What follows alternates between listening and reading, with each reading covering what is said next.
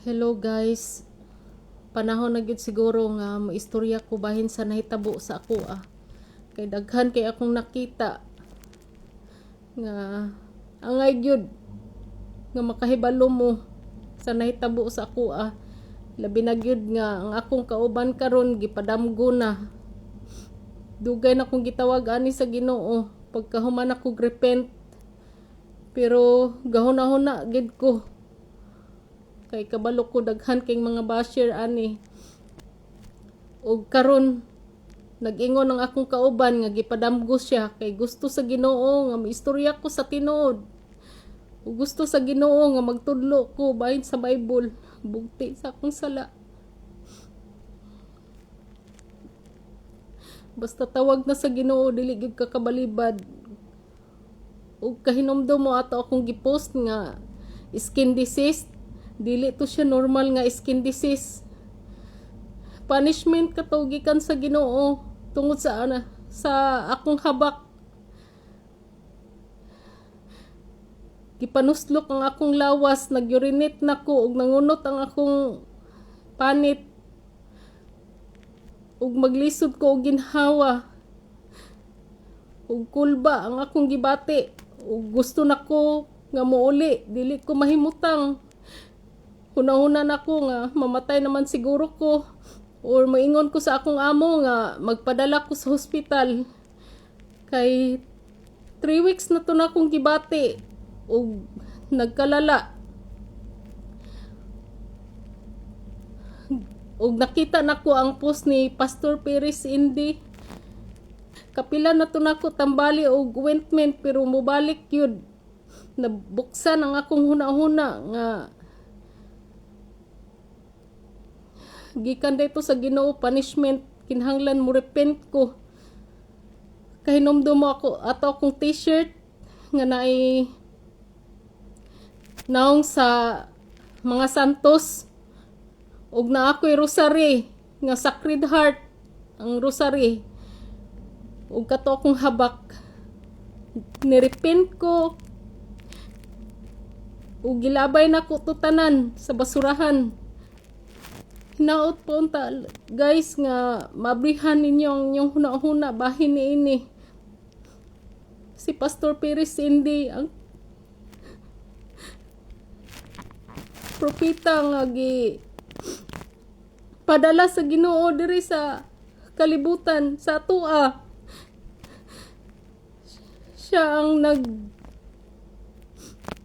dala sa tingog sa Ginoo para mabadlong ang mga katawhan. Kung morepent mo, huwag isalikuin ninyo ang tanan ninyong mga sala. Ug ang mga tudlo ni Pastor Perez Indy nga bawal. Kung isalikway ninyo na, ang Ginoo mohikap sa inyong kasing-kasing.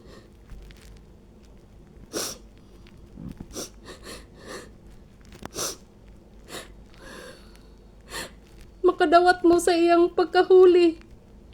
Sa iyang Holy Spirit, makadawat ka mo. Siguro pinili ako sa Ginoo nga mahitabo ni sa kuha para ipahibalo sa inyo Labi na gyud katong gahi kay mo tuo, dili gyud mo tuo sa tinuod. Ang Diyos Holy Spirit naa siya sa tong kasing-kasing. Naa siya diri kung magamputa maminaw siya. And God also said, I should give warning to Rudy Baldwin, the psychic, and Jay Costora, and other psychics. God said they will start getting sick and they will die if they don't repent. Because they are worshipping idols. And it's because it's because of idolatry in that country that God is sending judgment. So I see the judgment of God in the Philippines. God is judging the idols of the Philippines. God is fed up with your idols. God is fed up with your idols. If you have an idol in your house, throw it out. As you are hearing this message now, throw the idol away.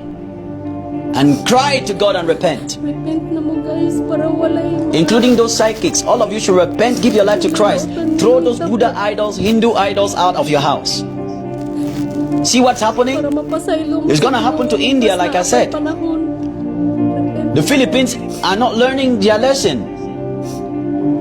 They keep crying, but they don't want to repent. Repent means what? Throw the idols away. Throw the idols away, cry to God. That's what repent means. So God said, there is so much idolatry in the Philippines and so much prostitution. So God said idolatry is the main reason why He released the judgment. There's too much idolatry. People are doing tarot reading, card reading, they're doing witchcraft. God said, I'm tired of that. People are consulting water spirit. Water spirit. Right now, I release the judgment of God on the land of the Philippines, and I release the judgment of God on all those psychics that have refused to repent, and I release the judgment of God on all the witches and the wizards in the Philippines. Those of you who will not repent, you will begin to get sick, and if you still don't repent as a warning sign, you will die. So God is warning you, all of you who are practicing witchcraft. God is warning all of you in the Philippines. So that is what I saw.